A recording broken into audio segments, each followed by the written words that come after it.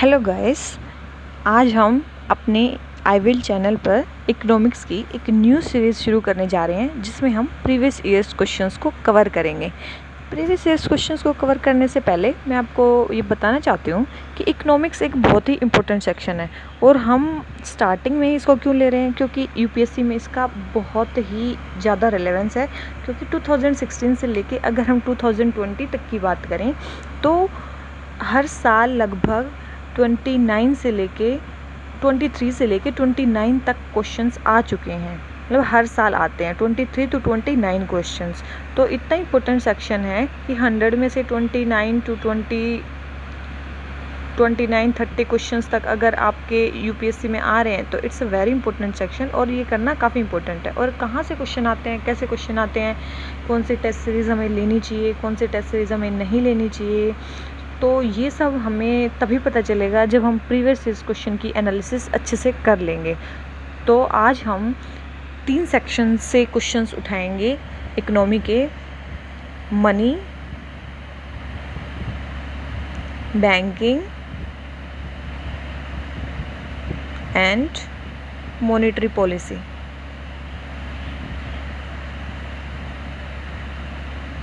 ये 3 सेक्शन हैं जिससे आज हम क्वेश्चंस कवर करेंगे।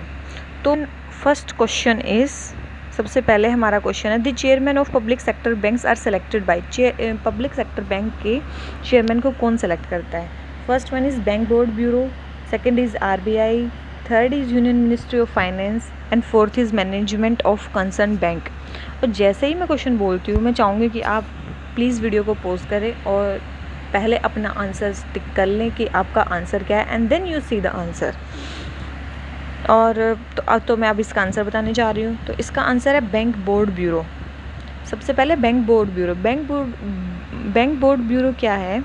ये 2015 में बनी थी इंद्रधनुष प्लान के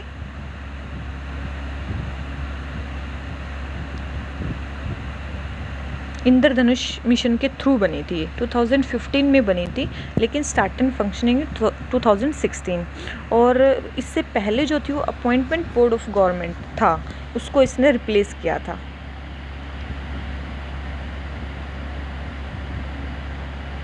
अपॉइंटमेंट बोर्ड ऑफ गवर्नमेंट, ये अपॉइंटमेंट बोर्ड बैठता था और इसमें मेनली एमिनेंट प्रोफेशनल्स और ऑफिशियल्स जो पब्लिक सेक्टर बैंक्स के होते हैं वही इसमें मेंबर्स होते हैं।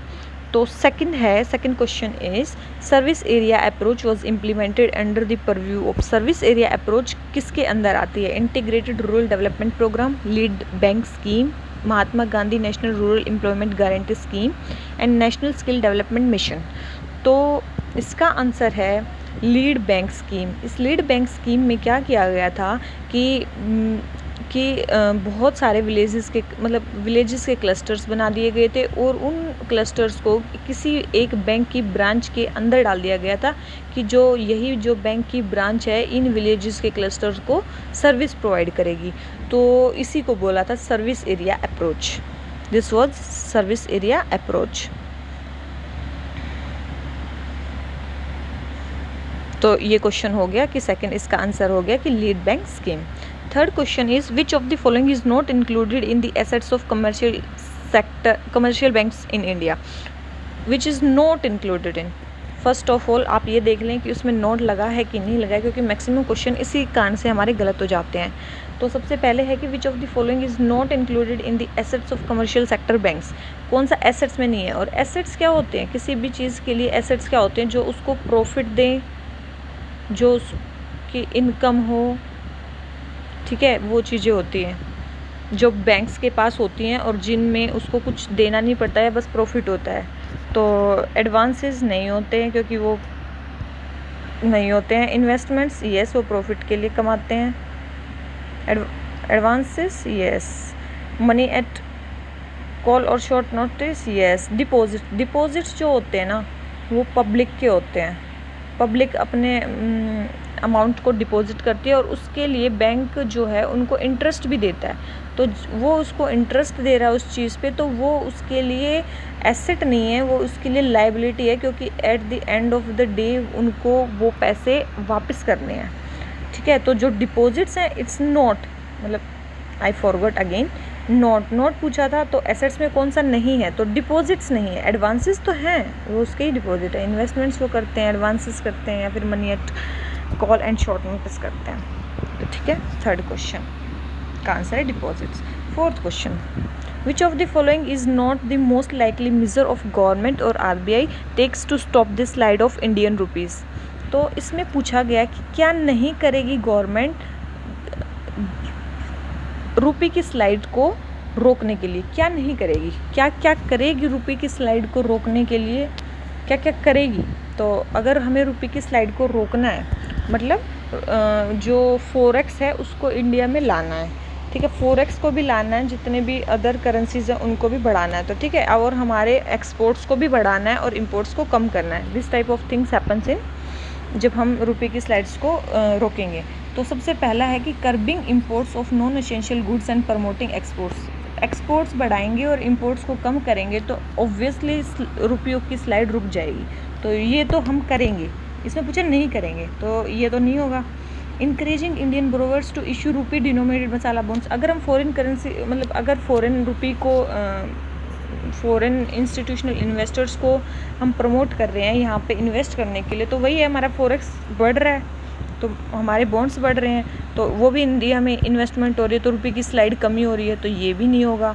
Easing condition relating to external commercial borrowing, अगर हम बाहर से पैसे बोरो कर रहे हैं बाहर के, वही फिर हम फॉरेक्स को ला रहे हैं इंडिया में, अगर हम फॉरेक्स को बढ़ा रहे हैं तो वही रुपये की सप्लाई को मतलब फॉरेक्स मतलब इंटरनेशनल सप्लाई के इक्वल कर रहे हैं, तो वो भी नहीं होएगा। तो अब है following an expansionary monetary policy, अगर मॉनेटरी पॉलिसी को हम एक्सपेंड कर रहे हैं तो क्या होगा, तो हम रुपये की सप्लाई को बढ़ा रहे हैं, और रुपये की सप्लाई को बढ़ा रहे हैं तो उसकी वैल्यू वैसे ही और कम हो जाएगी, पहले ही कम है और कम हो जाएगी, तो ये हम नहीं करेंगे। एक्सपेंशनरी मॉनेटरी पॉलिसी हम नहीं करेगी RBI, ठीक है। तो इसमें पूछा था कि which is not the most likely measure of government of RBI to stop the slide of Indian rupees, तो ऑब्वियसली एक्सपेंशनरी मॉनेटरी पॉलिसी को वो नहीं करेंगे। Fifth is the money multiplier in an economy increases with which of the following. Money multiplier economy में कैसे increase होता है, तो मनी मल्टीप्लायर मतलब मनी कितनी बार सर्कुलेट होती है किसी के हाथों में, वो होता है मनी मल्टीप्लायर, कितनी ज़्यादा मनी सर्कुलेट हो रही है ज़्यादा से ज़्यादा। तो है increase in cash reserve ratio, अगर बैंक अपने पैसों को RBI के अंदर स्टोर करके रख लेगा तो वो मल्टीप्लाई कैसे करेगी, कैसे लोगों के हाथों में जल्दी से जल्दी जाएगी, तो ये तो नहीं हो सकता। Increase in banking habit of population, जितनी ज़्यादा बैंकिंग हैबिट बढ़ेगी लोग जल्दी से जल्दी, जैसे कि अभी हमने जूस पिया तो हमने ट्रांजैक्शन कर दिया, जूस वाले ने कहीं और ट्रांजैक्शन कर दिया, नेक्स्ट, तो बैंकिंग हैबिट अगर जितनी बढ़ेगी उतना जल्दी पैसा सर्कुलेट होगा। Yes, this may be the solution. और थर्ड पढ़ लेते हैं, increase in the statutory liquidity ratio, increase in SLR, वही CRR वाला काम है। अगर हम बैंक के या तो उसमें RBI में रखे थे, अगर बैंक खुद के पास ही पैसे स्टोर करके रख लेगा बफर के लिए, अगर सर्कुलेट ही नहीं करेगा तो उनको तो मनी सर्कुलेशन तो कम हो गया, मनी मल्टीप्लायर कम हो गया, तो ये भी नहीं होगा। तो फोर्थ है increase in population of a country, population बढ़ने से मनी का थोड़ी ना कोई रिलेशन है, ये थोड़ी ना है कि पॉपुलेशन बढ़ने से RBI मनी को ज़्यादा प्रिंट करता है, ऐसा तो नहीं है, तो इसका तो मेरे ख्याल से कोई इफेक्ट नहीं होगा, तो ये तो नहीं होगा, ठीक है। सो आई थिंक इसका आंसर होगा increase in the banking habit of population. तो अगर हम सिक्स्थ क्वेश्चन देखते हैं, consider the following items, cereal grain hulls, chicken egg cooked, fish processed and canned, newspaper containing advertisement material, which of the following items are exempted under GST। कौन से items exempted हैं GST के अंदर, तो GST के अंदर बहुत सारी चीज़ें एग्जेम्प्टेड हैं, जैसे कौन सी चीज़ें एग्जेम्प्टेड हैं इसने पूछा है, तो इसमें हम पढ़ते हैं। सबसे पहले देखते हैं चिकन एग कुक्ड फूड और प्रोसेस्ड फूड। सबसे पहले जो कुक्ड और प्रोसेस्ड फूड हैं वो उन पे GST लगता है, क्योंकि जैसे ही हम चिकन एग कुक करते हैं और रेस्टोरेंट से अगर हम लेके आते हैं, या प्रोसेस्ड कोई भी फूड है उसको हम लेके आते हैं कहीं से, तो उस पर ऑलरेडी GST होता है, तो इन दो चीज़ों पे तो हमेशा जीएसटी लगता ही है। और अगर कोई न्यूज़पेपर के थ्रू अपना एडवर्टाइजिंग मटेरियल, तो एडवर्टीज़मेंट कंपनी को तो जीएसटी देना ही होगा ना गवर्नमेंट को, नहीं तो न्यूज़पेपर वाले कैसे कमाएंगे, या फिर गवर्नमेंट कैसे कमाएगी न्यूज़पेपर से। तो वही है, एडवर्टीज़मेंट मटेरियल के भी पे जीएसटी लगता है। तो वही है, तो कुक्ड और प्रोसेस्ड फूड पे हमेशा जीएसटी लगेगा और एडवर्टीज़मेंट मटेरियल पे भी लगेगा। तो बचा क्या, एक सीरियल ग्रेन होल्ड्स। देखते हैं कौन सा ऑप्शन फिट बैठता है इस चीज़ में।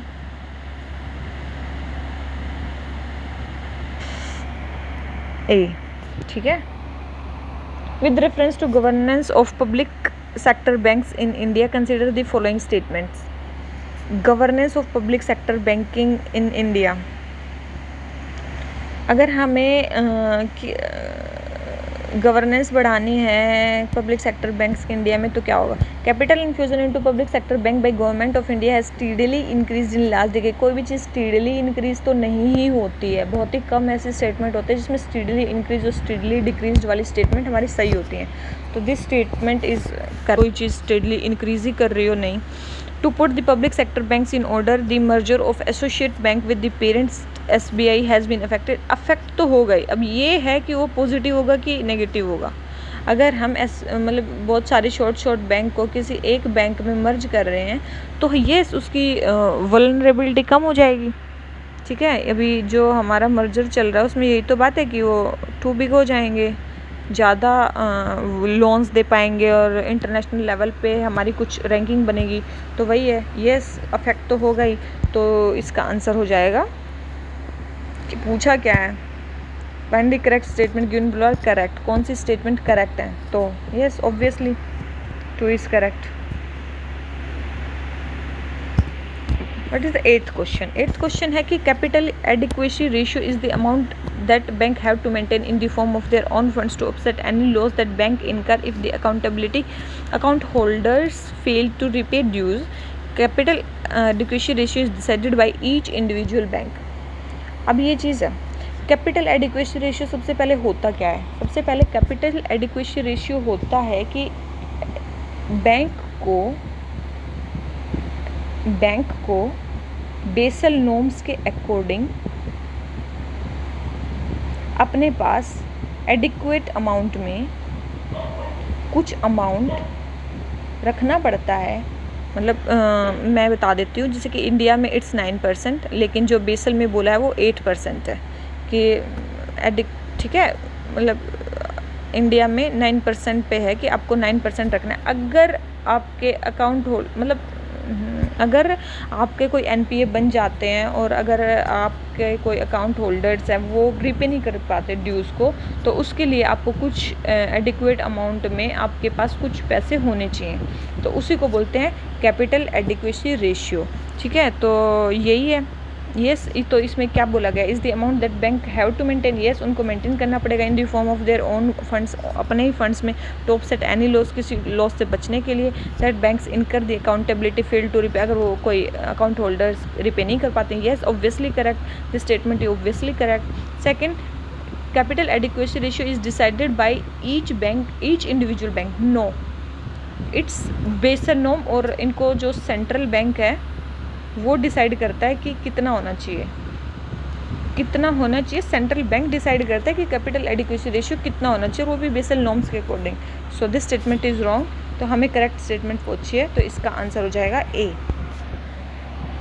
Next question is RBI manages and services the government of India securities but not any state government securities. Okay, first statement is this: T-bills are issued by government of India and no T-bills issued by the state government. This is second statement. Third statement is T-bill offered are issued at discount from the par value. Okay, तो ये T bills के बारे में मैं बता देती हूँ कि जो टी बिल्स हैं, पहले जो RBI है, पहले जो RBI बोल रही हूँ मैं, टी बिल्स हैं वो सेंट्रल गवर्नमेंट भी इशू करती थी और स्टेट गवर्नमेंट भी, दोनों ही इशू करती थी पहले। लेकिन अभी दिस हैज़ बीन चेंज्ड। अभी केवल और केवल टी बिल्स को केवल सेंट्रल गवर्नमेंट ही इशू कर सकती है, स्टेट गवर्नमेंट नहीं इशू करती है। तो ये स्टेटमेंट बिल्कुल सही है। ठीक है, ये स्टेटमेंट बिल्कुल सही है। पहले statement correct, T bills offer are issue at discount from, ये डिस्काउंट पे इशू होते हैं, मतलब अगर 100 रुपये का है तो आपसे 90 में ख़रीद लेंगे और आपको बोल देंगे कि ठीक है हम एक्स ईयर्स के बाद आपको 100 रुपीज़ दे देंगे। अगर उसकी फेस वैल्यू ये है, उसकी फेस वैल्यू ये है, उसकी पार वैल्यू ये है, आपको 90 देने और कुछ साल के बाद आपको 100 रुपये मिल जाएंगे, तो वही उसका इंटरेस्ट रेट माना जाता है। तो इसको बोलते हैं। तो first statement RBI manages and services government of India securities but not, no ऐसा नहीं है। आरबीआई दोनों की सिक्योरिटीज़ को मेंटेन करती है, गवर्नमेंट ऑफ इंडिया की सिक्योरिटीज़ की भी और स्टेट गवर्नमेंट की सिक्योरिटी की। तो ये स्टेटमेंट क्या होगी? रॉन्ग होगी। तो first statement wrong, 2 and 3 is correct, तो ये हो गया। 10th question is which of the following best describe the term merchant discount rate. देखो मैं बताती हूँ, मर्चेंट डिस्काउंट रेट है ना, एक मिसनोमर है। मिसनोमर कैसे? हमें लगेगा कि मर्चेंट को कोई डिस्काउंट मिल रहा है, तो नहीं, ये मर्चेंट को कोई डिस्काउंट नहीं मिल रहा है। मर्चेंट डिस्काउंट रेट का मतलब है जब आप कोई डेबिट कार्ड यूज़ करते हो तो बैंक आपके अकाउंट से या अमाउंट से कुछ पैसे काट लेता है आपको सर्विसेज देने के लिए, कि मतलब हम आपको डेबिट कार्ड की कोई सर्विस प्रोवाइड करते हैं, उसके लिए बैंक कुछ रेट पे पैसे काटता है, तो उसको बोलते हैं मर्चेंट डिस्काउंट रेट। तो यही है, मिसनोमर है, डिस्काउंट कुछ नहीं मिलता है। मर्चेंट डिस्काउंट रेट होता है कि आपके कितने पैसे कट रहे हैं, ठीक है। तो हम देख लेते हैं कौन सी स्टेटमेंट सही है इसमें। The incentive given by bank to a merchant for accepting payment through debit card pertaining to that bank. The incentive given by bank, no incentive तो नहीं दिया जा रहा, पैसे कट रहे हैं। The amount paid back by the bank, bank कोई paid back नहीं कर रहे हैं, कोई भी अमाउंट दे नहीं रहे हैं, सीधी बात। और next, the charge to a merchant by bank for accepting payments from his customers through the banks debit card. Yes, ये चार्ज लगाया जाता है मर्चेंट को बैंक्स के द्वारा अब उसके डेबिट कार्ड पे वो करने के लिए। तो आखिर पढ़ने की ज़रूरत ही नहीं, हमारे हमें मिल गया क्या मतलब हम चाहते थे। तो 11th question number 11, which of the following statement correctly describe the meaning of legal tender money. देखो लीगल टेंडर मनी है ना, दो चीज़ों के कारण बनती है, दो इसकी वो होती हैं। एक तो जो इसको है सेंट्रल गवर्नमेंट इशू करती है, ठीक है, एक तो इसको सेंट्रल गवर्नमेंट इशू करती है, दूसरा ट्रांजैक्शन के लिए कोई इनको डिनाई नहीं कर सकता, ट्रांजैक्शन के लिए इनको कोई डिनाई नहीं कर सकता, और एक सेंट्रल गवर्नमेंट इशू करती है। दो चीज़ें हैं जो इसको मेन डिस्क्राइब करती हैं। तो हम देख लेते हैं कौन सी दो चीज़ें। The money which is tendered in courts of law to defray the fee of legal cases, no. The money which a creditor is under compulsion to accept in settlements of his claim, yes, ये होती है legal tender money की, आपको माननी ही पड़ेगी, ठीक है। The bank checks ये कुछ नहीं होती, ये नहीं है, ये नहीं है, ठीक है। ये दो इसकी मेन प्रॉपर्टीज़ या फिर क्या बोलते हैं कैरेक्टरिस्टिक्स होते हैं लीगल टेंडर मनी के। एक और इसी से रिलेटेड होती है फिएट मनी। फिएट मनी जो होती है ना, वो सेंट्रल गवर्नमेंट ही इशू करती है, बट यू कैन डिनाई या फिर क्रेडिटर्स कैन डिनाई, ठीक है, डिनाई कर सकते हैं। क्यों? जैसे कि अगर हम देखें कि 500 और 1000 के नोट अभी जब बंद हुए तो वो क्या थे? पहले लीगल टेंडर थे, लेकिन अभी लीगल टेंडर नहीं है, they are only fiat money, but ये लीगल टेंडर नहीं रहे। तो वही बात है, तो वही चीज़ है कि उनको हम डिनाई कर सकते हैं। 500-1000 के नोट लेने से सब मना कर सकते हैं, अगर किसी के पास होंगे तो कोई नहीं लेगा, तो वही है। अब नेक्स्ट आता है, which of the following links all the ATMs in India. कौन लिंक्स करता है? Indian bank association, national security depository limited, national payment corporation of India and RBI। तो इसका आंसर है national payment corporation of India, यही है जो issue करती है। और इसमें भी एक है नेशनल फाइनेंशियल स्विच। जो नेशनल फाइनेंशियल स्विच है वो नेटवर्क है ऑल ATMs का। नेशनल फाइनेंशियल स्विच सब ATMs को कनेक्ट करके रखता है, ये उनका नेटवर्क है। तो इसके अंदर भी नेशनल फाइनेंशियल स्विच है जो सभी ATMs को लिंक रखता है। अब ये 13 statement, with reference to India's decision to levy an equalisation tax of 6% on online advertisement services offered by non resident entity, which of the following statements are correct. Equalisation tax लगाना है 6% of online advertisement services पे offered by जो non resident entity हमें दे रही है, मतलब international companies जो हमें प्रोवाइड कर रही हैं। It is introduce as a part of income tax act, ये स्टेटमेंट है first. Second, non resident entity that offer advertisement services in India can claim a tax credit in their home country under double taxation avoidance agreement. तो इसको हम देखते हैं, ये तो या तो आपको आता है नहीं आता है, ये न्यूज़ में था इसीलिए कि हमारे है ना बजट में ना it was introduce as financial bill not as income tax act. Income tax act में नहीं, फाइनेंशियल बिल में ये इंट्रोड्यूस किया गया था। सो सबसे पहले ये इंट्रोड्यूस जो हुआ था इनकम टैक्स एक्ट में नहीं, फाइनेंशियल बिल में हुआ था। तो फर्स्ट स्टेटमेंट इज़ रॉन्ग। और जो नॉन रेजिडेंट एंटिटी है ना, वो डबल टैक्सेशन अवॉइडेंस एग्रीमेंट को यहाँ पे यूज़ नहीं कर सकती हैं, टैक्स क्रेडिट वहाँ पे नहीं कर सकते। इसी से बचने के लिए तो ये रूल लाया गया है, ठीक है, ताकि वो टैक्स हेवन कंट्रीज़ में जाके और टैक्स को अवॉइड ना कर लें। तो वही चीज़, उसी को बचाने के लिए हमें इक्विलाइजेशन टैक्स लगाया 6%। तो इसमें हमें क्या पूछा, करेक्ट आंसर पूछा। करेक्ट आंसर कौन सा है, विच दोनों ही गलत है, neither one neither two are correct. अब 14 स्टेटमेंट है, NPCI helps in promoting financial inclusion in country. NPCI has launched RuPay card payment scheme.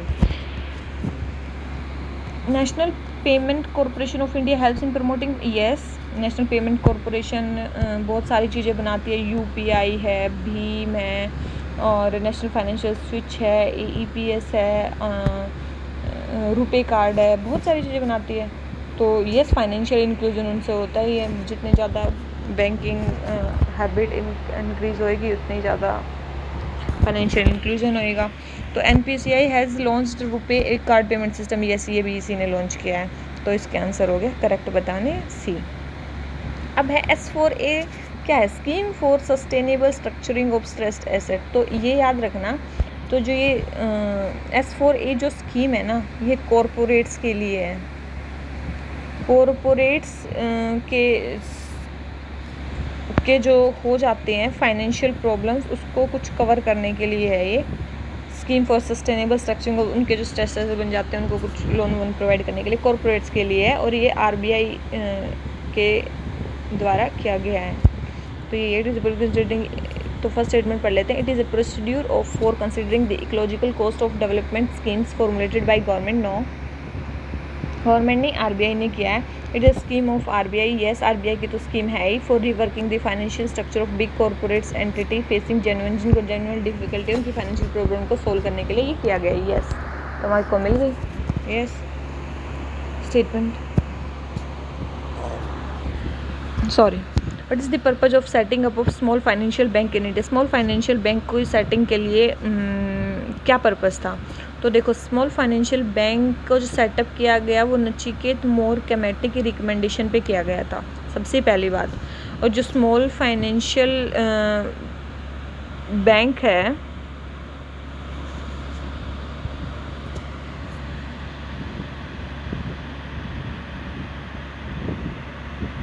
sorry, this was not on Nachiket More committee's recommendation, it was on Usha Throat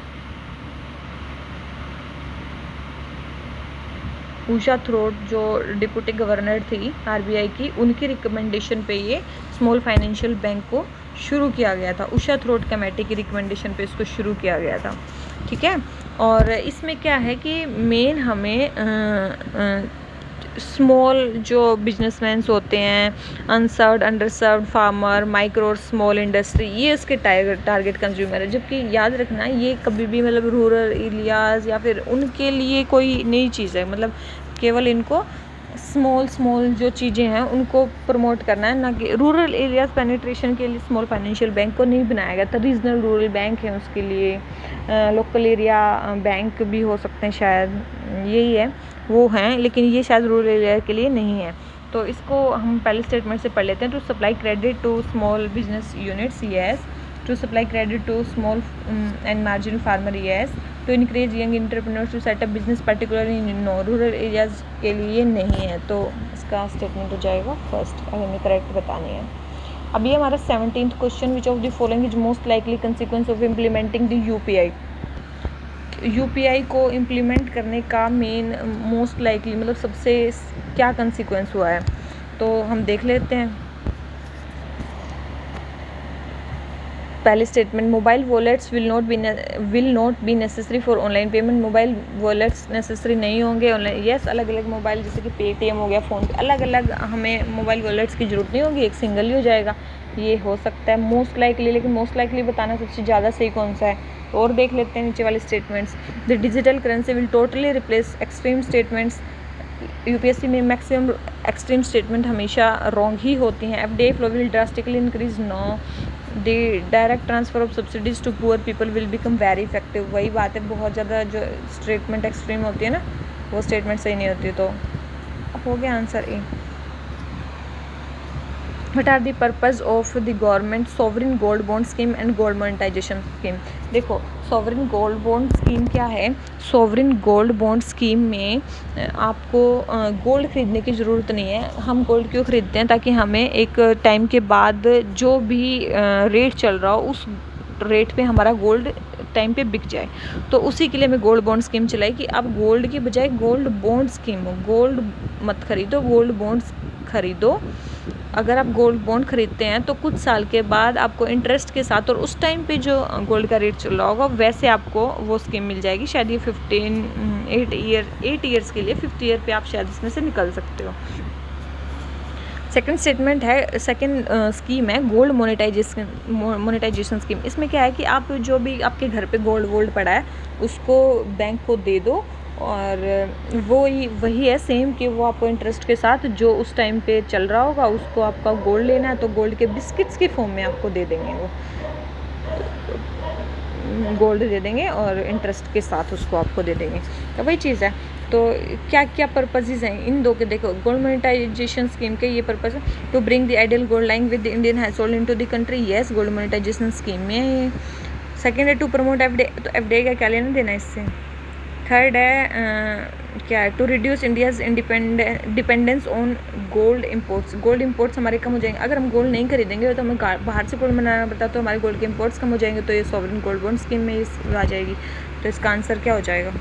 second is not, 1 and 3 are correct. Yes. Number 19th question, the term base erosion and profit shifting in sometimes seen in news in context. तो base erosion profit shifting क्या होती है? देखो, base erosion profit shifting क्या होती है? बड़ी बड़ी कंपनीज क्या करती हैं, जहाँ पे टैक्स रेट कम होता है, जिन कंट्रीज़ में जो टैक्स हेवन कंट्रीज़ होती हैं वहाँ पे अपने बेस को शिफ्ट कर लेती हैं टैक्स अवॉइडेंस के लिए। ठीक है, तो उसको बोलते हैं base erosion profit shifting. Profit को यहाँ से शिफ्ट कर लेती है, तो वही है। तो ये बेस इरोजन प्रॉफिट शिफ्टिंग एक मैकेनिज्म है ताकि ये कंपनी जैसा ना कर पाएँ। तो ये क्या, mining operations by multi mining operation, no. Curbing tax evasion by, yes, ये है, ये सिस्टम है। टैक्स इवेजन को रोकने के लिए मल्टीनेशनल कंपनीज के ये बेस इरोजन प्रॉफिट शिफ्टिंग वाला कंसेप्ट लाया गया है, और ये शायद OECD कंट्रीज़ के द्वारा लाया गया है।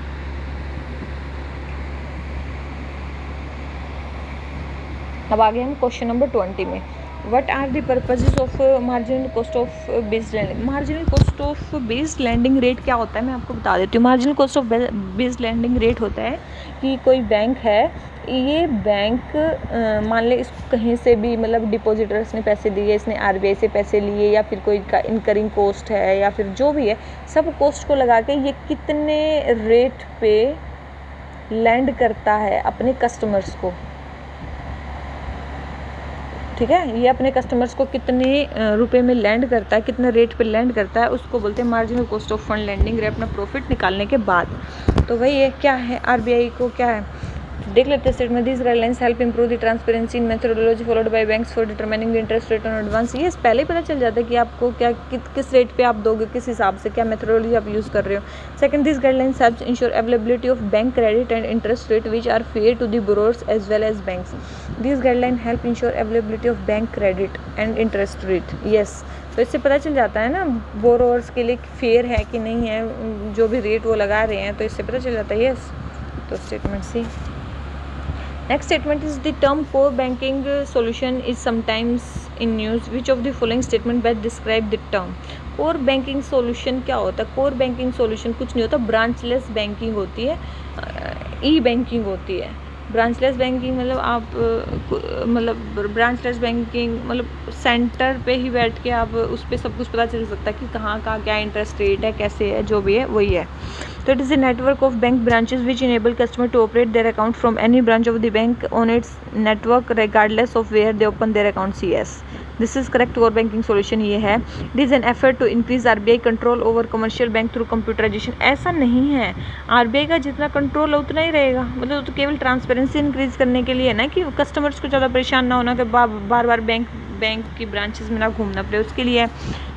Second statement is wrong, first is correct. So it is a detailed procedure by which a bank with whose NPA is taken over by another bank. It is detailed procedure. No, core banking solution ये थोड़ी ना है कि कैसे take over करेगा. No, ये भी नहीं है. तो statement is 1 is correct. Okay.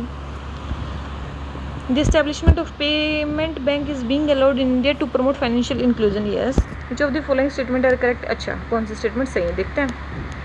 Mobile telephone companies and supermarket chains that are owned and controlled by residents are eligible to be the promoters of payment bank. देखते हैं statement. Payment banks can issue both credit card and debit card. Payment bank cannot undertake lending activity. तो इसमें हम देखते हैं कि जो payment bank है ना, क्रेडिट कार्ड इशू नहीं कर सकते हैं. ठीक है, क्रेडिट कार्ड वो इशू नहीं कर सकते हैं क्योंकि क्रेडिट कार्ड नहीं इशू कर सकते हैं, और ना ही ये किसी को लोन दे सकते हैं, ना क्रेडिट कार्ड इशू कर सकते हैं. लेकिन हाँ, डेबिट कार्ड इशू कर सकते हैं. ये डेबिट कार्ड इशू कर सकते हैं, बट क्रेडिट कार्ड ये इशू नहीं कर सकते हैं. और ये लैंडिंग एक्टिविटी भी नहीं कर सकते. ये बात सही है. The payment bank can not undertake lending activity, ये ठीक है.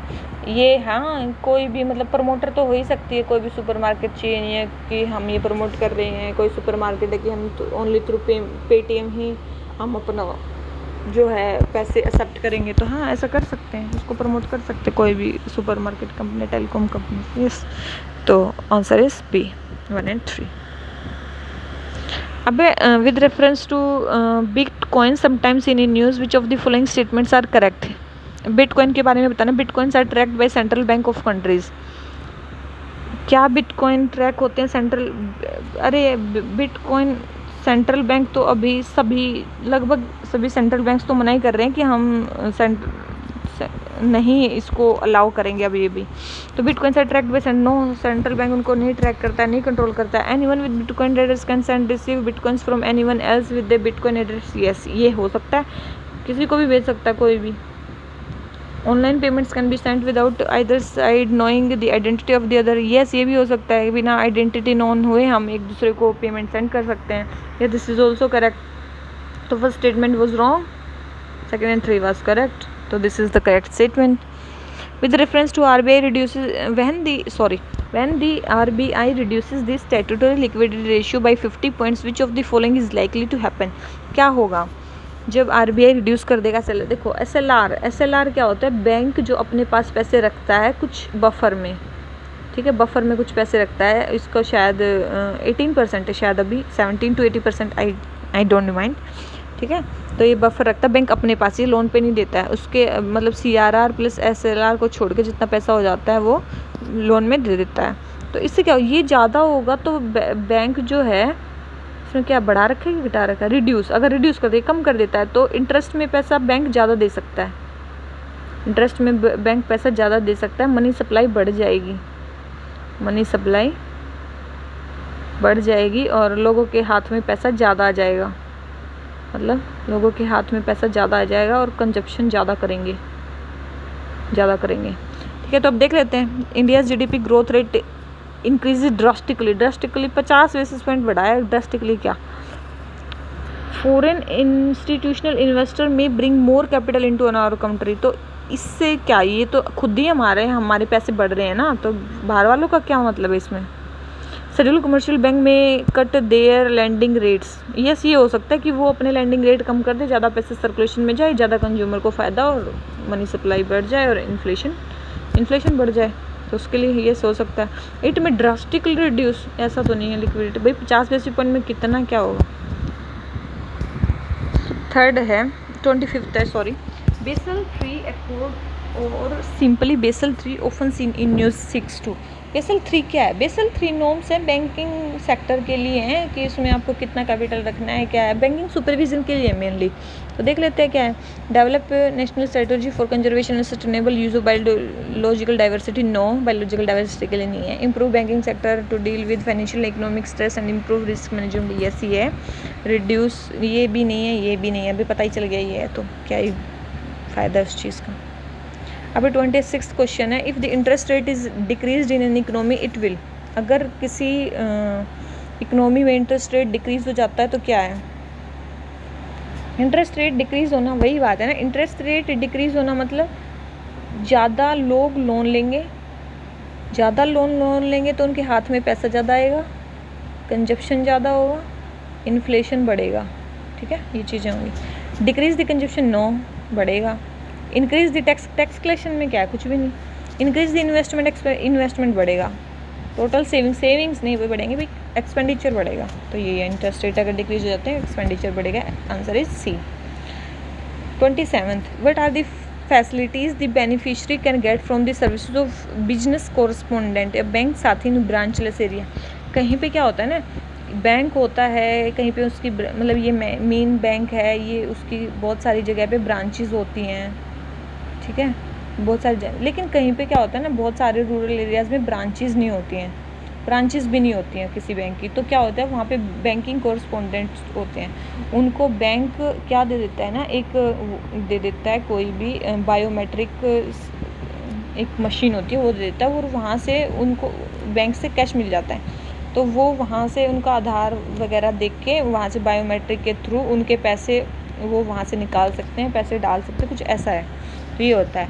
It enable the beneficiary to draw their subsidies and social security benefits in their village. ये ऐसा कर सकते हैं। It enables the beneficiary in rural areas to make deposit and withdrawal. Deposit भी कर सकते हैं, विड्रॉल भी कर, दोनों चीज़ें कर सकते हैं। तो ये सी है। तो ये जहाँ पे बैंक की ब्रांचेज नहीं हैं वहाँ पे सुविधा पहुँचाने के लिए ऐसा किया गया है। Next question is the term marginal standing facility rate and net demand in time liability sometimes appearing. ये किस चीज़ में आएंगे? अभी marginal standing facility rate and net demand in time liability ये बैंकिंग में ही है, तो इसमें तो कोई है ही नहीं कि क्या है, कुछ भी नहीं है। As regards the use of international food security standard as a reference point for the dispute settlement, which of the following does WTO collaborate with? अगर WTO को कोलैबोरेट करना हो इंटरनेशनल फूड सिक्योरिटी स्टैंडर्ड्स को एक reference point उसके dispute के settlement के लिए, तो किसके साथ कोलैबोरेट करेगा? तो देख लेते हैं। तो इसका Codex Alimentarius Commission, International Federation of Standard Users, International Organization for Standardization और वर्ल्ड स्टैंडर्ड ऑर्गेनाइजेशन।